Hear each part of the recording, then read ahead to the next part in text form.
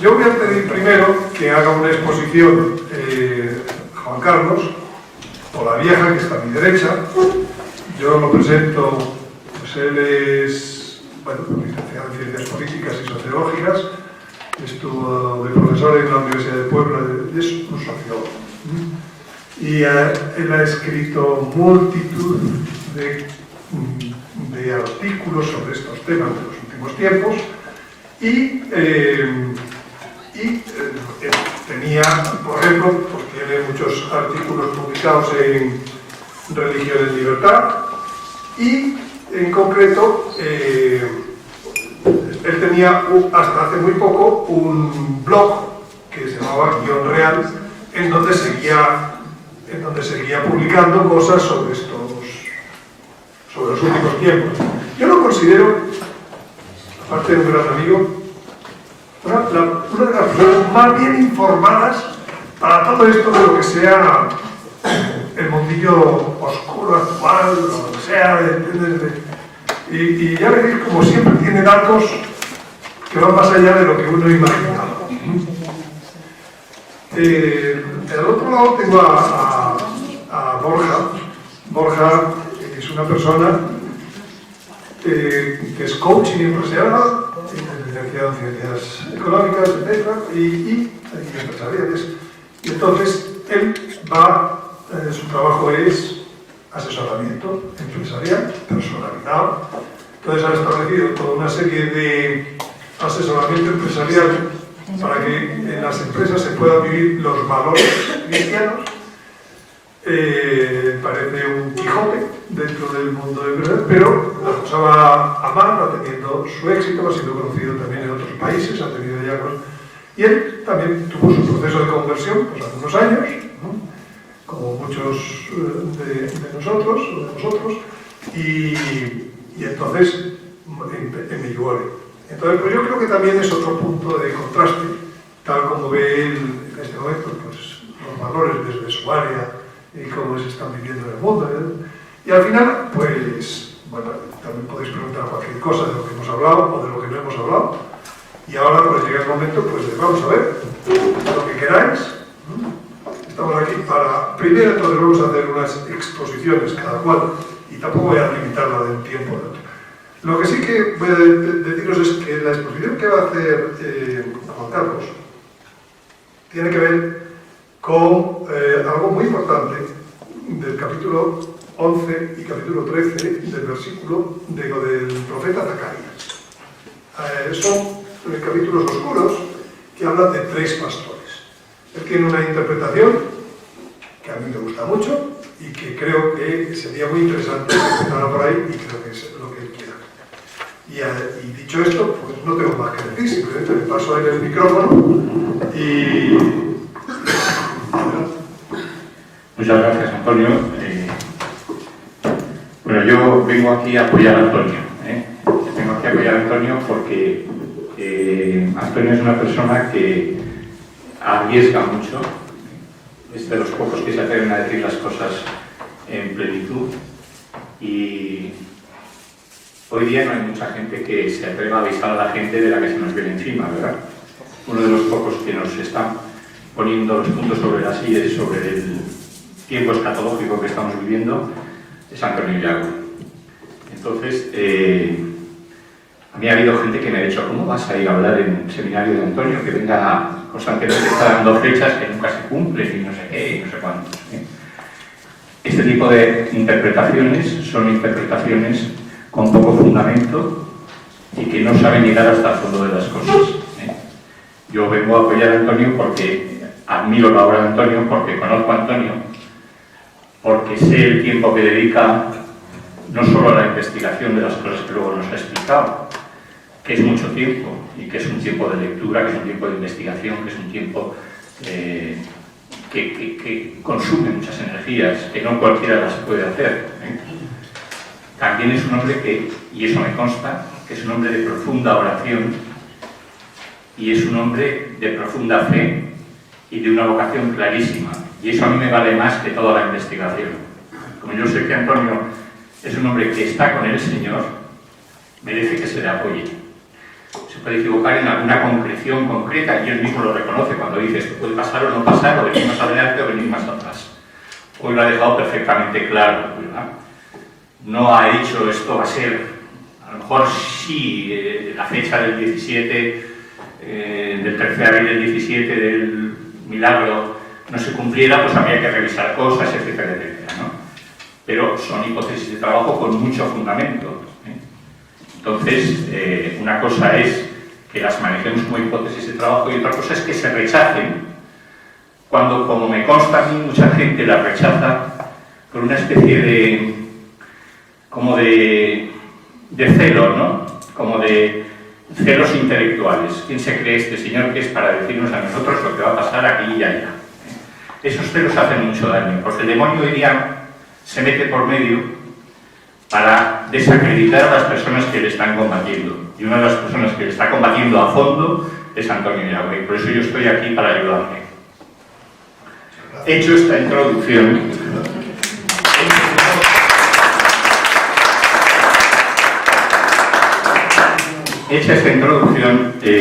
yo me voy a centrar en un texto que no es el de Zacarías 11, sino el de Zacarías 13. No quiero entrar en el tema de Zacarías 11, aunque para mí está muy clara la exégesis de Zacarías 11, pero es muy delicada y muy complicada. Pero en cambio la de Zacarías 13, 7, 9, que, perdón, aquí veo que me he equivocado, ¿verdad? En el texto que tenéis está puesto al final Zacarías 11, 7, 9 y es Zacarías 13, 7, 9. Esto es despiste mío, que en el momento de pasar el texto al ordenador para hacer las fotocopias se me ha ido la pinta. Pero es Zacarías 13, 7, 9. Lo vamos a leer rápidamente.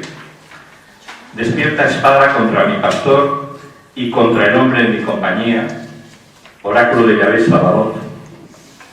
Hiere al pastor que se dispersen las ovejas, y yo tornaré mi mano contra los pequeños. Y sucederá en toda la tierra, oráculo de Yahvé, que 2/3 de ella serán exterminados, perecerán, y el otro tercio quedará en ella. Yo meteré en el fuego este tercio, los purgaré como se purga la plata, y los probaré como se prueba el oro.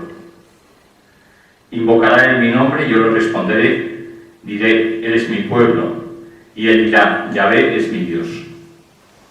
Este texto de Zacarías está cogido, la traducción está cogida de la Biblia de Jerusalén, que a mi juicio es la que tiene la mejor traducción del griego y del arameo. Entonces, se puede uno fiar de los detalles que son aquí importantísimos de estos dos epígrafes de Zacarías 13.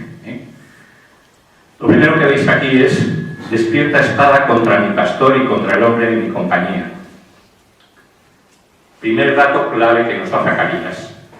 Hay que explicar antes de entrar en materia que el libro del profeta Zacarías y el libro del profeta Malaquías son los dos últimos libros de las Sagradas Escrituras del Antiguo Testamento y que son los dos libros específicamente dedicados a los últimos tiempos. Son los libros proféticos de nuestra época, Zacarías y Malaquías. No porque no estén las profecías como están en Daniel, en Isaías, en todos los demás, sino porque estos dos específicamente va dirigido todo a explicar los tiempos que estamos viviendo. Y en concreto el libro de Zacarías entra directamente en el tema de la Iglesia y de la situación de la Iglesia. Por eso es tan importante cuando dice: despierta espada contra mi pastor y contra el hombre de mi compañía, porque está distinguiendo entre el pastor y el hombre de mi compañía. Hay dos personajes. Despierta espada contra mi pastor y contra el hombre de mi compañía. Dos personajes a la cabeza de la Iglesia, uno es el pastor y otro es el hombre de mi compañía. Pero nunca ha habido a la cabeza de la Iglesia dos personajes hasta este momento. El pastor y el hombre de mi compañía. Oráculo de Yahvé: hiere al pastor que se dispersen las ovejas, y yo tornaré mi mano contra los pequeños. Esto se puede entender mal, se puede entender como que Dios va a sacudirle al Papa y a sacudirle al hombre de mi compañía. Y ojo, porque no sabemos quién es el hombre de compañía y quién es el pastor. Puede ser uno, puede ser otro. Si entendemos que el pastor es Francisco, el hombre de compañía es Benedicto, lo cual puede ser porque está en actitud contemplativa permanentemente en oración con el Señor. Pero también lo podemos entender como que el pastor es Benedicto y el hombre de compañía es Francisco porque es de la compañía de Jesús, o viene de la compañía de Jesús. De manera que lo que está claro es que lo que está diciendo Zacarías en estos epígrafes es este momento. Eso sí está clarísimo, porque nunca ha habido a la cabeza de la Iglesia dos personajes, un pastor y un hombre de mi compañía. Oráculo de Yahvé. Hiere al pastor que se dispersen las ovejas y yo tornaré mi mano contra los pequeños. Para entender esto hay que entender lo de despierta espada, que viene al principio de todo. Despierta espada contra el pastor y contra el hombre de mi compañía. ¿Qué está indicando Zacarías con esta espada? Algunos piensan, y son interpretaciones que a lo mejor son legítimas, yo no puedo rechazar la hermenéutica ni las exégesis de gente que se ha pronunciado ya sobre este texto. Yo lo que digo es que, en mi opinión, y llevo muchos años dándole vueltas a esto porque me lo pusieron delante de una manera como a mí me pone la Virgen las cosas, cuando estoy preguntándome mentalmente algo, esto es lo que abre la Biblia y plaf, aquí está lo que estás buscando, ¿no? Esta espada no significa que vayan a ser heridos por una guerra o que vaya a haber una guerra contra los papas, aunque puede ocurrir. Yo creo que esta espada se refiere al aviso. ¿Por qué os digo esto? Porque el aviso es el primer momento de la venida del Señor. En el mismo Apocalipsis se nos dice que el Señor vuelve, ¿verdad?, montado en un caballo blanco, y de su boca, dice en Apocalipsis, sale una espada. Esa espada que sale de su boca es la espada de la verdad. Es el aliento del Señor, que es el Espíritu Santo, pero es sobre todo la espada de la verdad. Y esto de la espada de la verdad tiene mucho que ver con el aviso, porque el aviso es, como ha explicado muy bien Antonio hace un momento, el aviso es la presentación de nuestra verdad interior ante nosotros, universalmente. El aviso es, digamos, el momento culminante en la aparición de la verdad en las conciencias.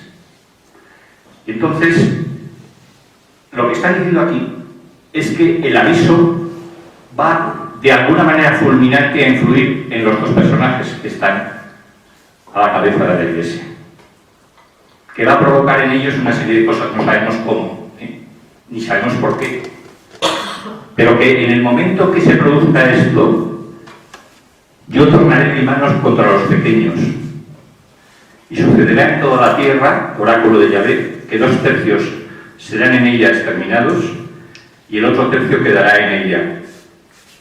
Yo meteré en el fuego este tercio, los purgaré como se purga la plata y los probaré como se prueba el oro. Invocará él mi nombre y yo le responderé. Diré, es mi pueblo, y él dirá, Yahvé es mi Dios.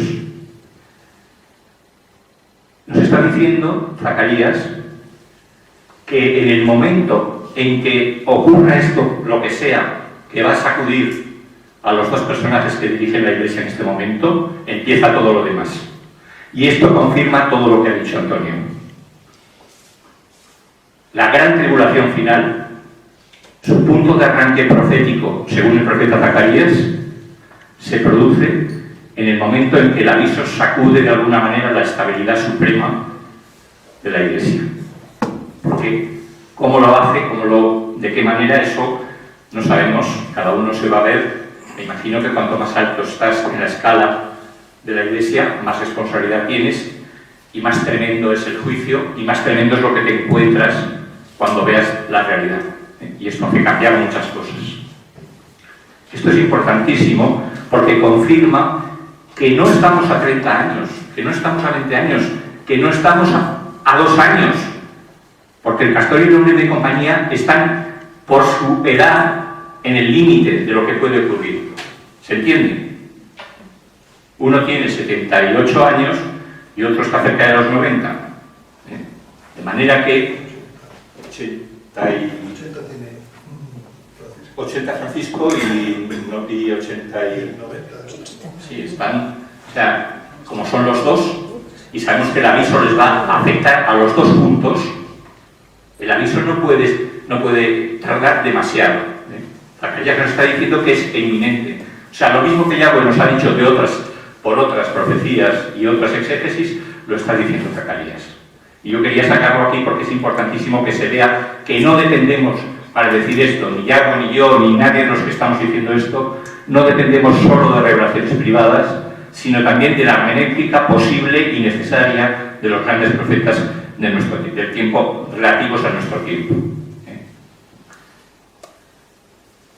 Y dice que en el momento que se produzca esto, que se hiera al pastor y que se dispersen las ovejas, yo tornaré mi mano contra los pequeños. Hay gente que ha interpretado esto muy mal, diciendo esto no puede ser, esto no puede decirlo el Señor, ¿cómo va a volver su mano contra los pequeños? Si los pequeños son la gente humilde, ¿no? Los sencillos. Pues sí, esto es lo que dice el Señor y esto es exactamente lo que va a pasar. Porque si veis el texto completo, se refiere a la purificación de la tierra, a la gran tribulación final, y a los pequeños es a los que nos van, en la medida en que seamos pequeños, nos van a purgar. Meteré en el fuego este tercio, los purgaré, al tercio que no muere. A los otros no les importa nada, porque los otros, 2 tercios serán en ellas terminados. Los que quedan son los pequeños, y es a los pequeños contra los que torna su mano. ¿Torna su mano en qué sentido? Metiéndonos en el fuego, los purgaré como se purga la plata y los probaré como se prueba el oro. Los purgaré como se purga la plata y los probaré como se prueba el oro. Son palabras fuertes. Palabras fuertes. No se está refiriendo a los 2 tercios que desaparecen con los castigos y con estas cosas, sino al tercio restante, que tiene que llegar purificado al reino nuevo, a la tierra nueva. Y para purificarse antes tiene que pasar por esta criba de fuego, por esta criba de plata. Esto es muy serio y por eso es importante escuchar a Antonio y por eso es importante prepararse para el aviso y por eso es importante que tengamos una conciencia de los tiempos.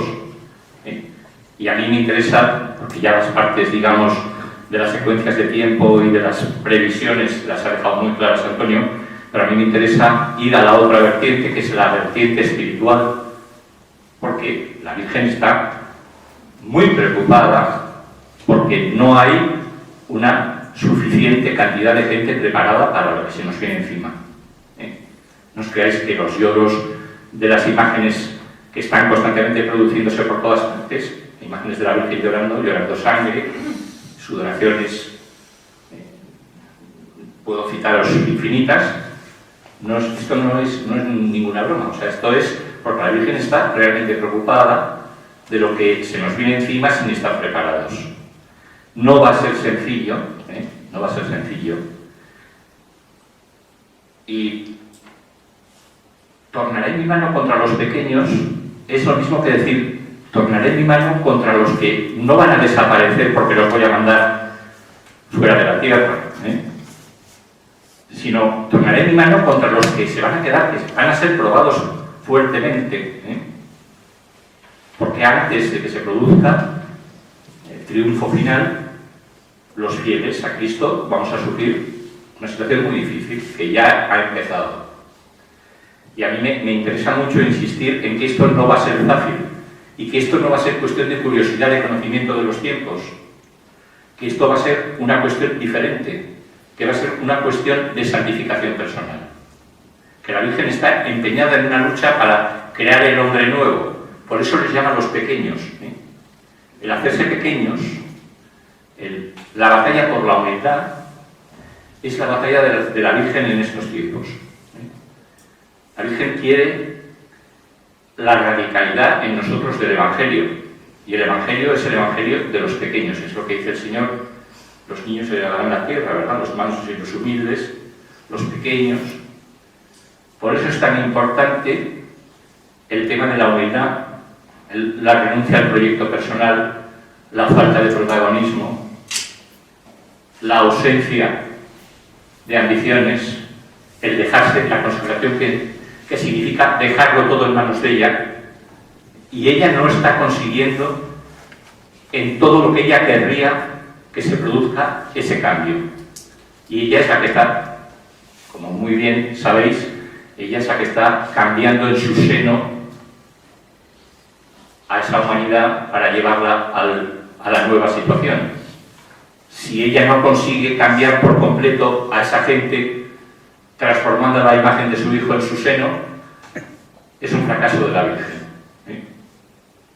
Que no va a ser fracaso en ningún caso, porque siempre quedará un grupo pequeño, aunque sea reducido, que se deje transformar y que se deje cambiar en el seno de María. Es por eso por lo que el Apocalipsis, San Juan nos dice que esa mujer, que es la mujer que aparece revestida de sol y con la luna bajo sus pies y una corona de 12 estrellas, en Apocalipsis capítulo 12, versículos 1 y 2, es por eso que nos dice que está a punto de dar a luz y gime con los dolores del parto. Gime con los dolores del parto, está sufriendo con los dolores del parto.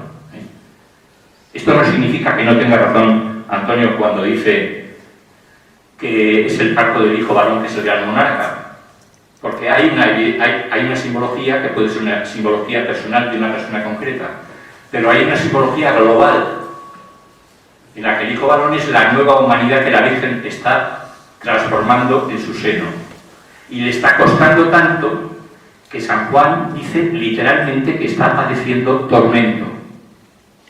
Está padeciendo tormento, gime con el esfuerzo de dar a luz y está padeciendo tormento. La Virgen lo está pasando muy mal en este momento, porque es dificilísimo cambiarnos, me incluyo, cambiarnos. Porque incluso los que estamos al cabo de las cosas y estamos enterados del tiempo que vivimos, tenemos muy arraigadas determinadas cosas que nos impiden hacernos pequeños y dejarnos cambiar en el seno de ella. Por eso es tan importante entender cuál es la pedagogía del cambio, de la transformación que se opera en el seno de Nuestra Señora. Que, por ejemplo, Sor Emmanuel, la monja esta de Garabandal, de Yugori, le está explicando estupendamente por toda España, ¿verdad? Pero hay que insistir en eso, porque esa es la clave. La Virgen intenta hacernos pequeños para que seamos radicales en el Evangelio y podamos formar parte de esa humanidad renovada. Y lo tiene muy difícil, está llorando, está sudando sangre, porque somos muy reacios a darnos por completo, a aceptar su programa por completo, a cambiar en su seno por completo. Esto es importante que lo entendamos. Es importante que entendamos, por ejemplo, en España llevamos mucho tiempo acostumbrados a la bonanza y el sufrimiento nos espanta. Nos espanta. Que sea un sufrimiento pequeñito, nos da pavor. Pero es que no hay evangelio sin sufrimiento. Entonces, hay que saber claramente que si no aceptamos con confianza en la Virgen y en el Señor, y digo con confianza porque el sufrimiento jamás el Señor nos lo da por encima de nuestra capacidad de aguante, siempre lo mide a nuestra medida.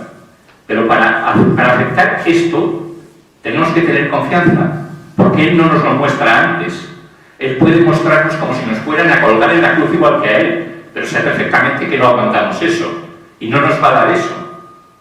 Pero quiere probarnos. Lo que dice aquí, los probaré como se prueba al oro.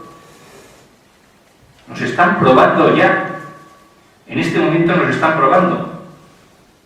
Y lo tenemos crudo.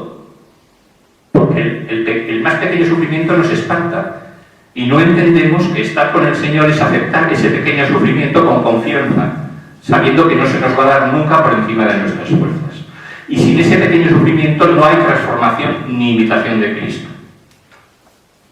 Y ese pequeño sufrimiento no llegamos por nuestras propias fuerzas a aceptarlo, si no estamos en comunión con ella, si no rezamos, si no la seguimos en lo que nos pide. A lo mejor no podemos hacer como dice Sor Emmanuel, estar apañado todos los miércoles y los viernes, a lo mejor no.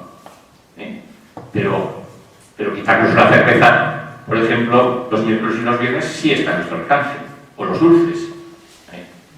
Pero es que en España no llegamos ni a eso muchas veces. Lo tenemos muy crudo. Y no estoy hablando por hablar.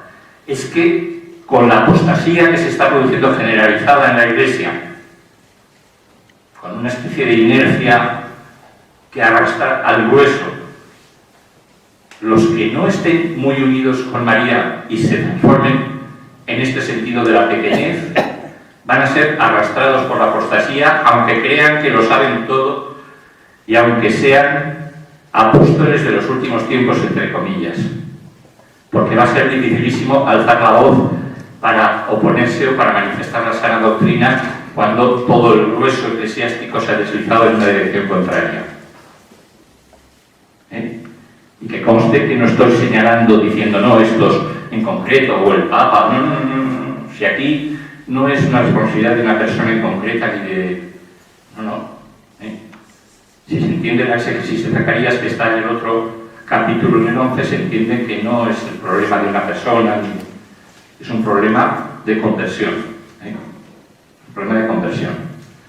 Y lo que nos dice Zacarías es que la espada, que es el aviso, porque es la espada que surge, según el mismo Apocalipsis, de la boca del Señor, al herir al pastor y al hombre de compañía, va a producir el primer cambio. O sea, a partir de ahí, a partir del aviso, se dispersan las ovejas.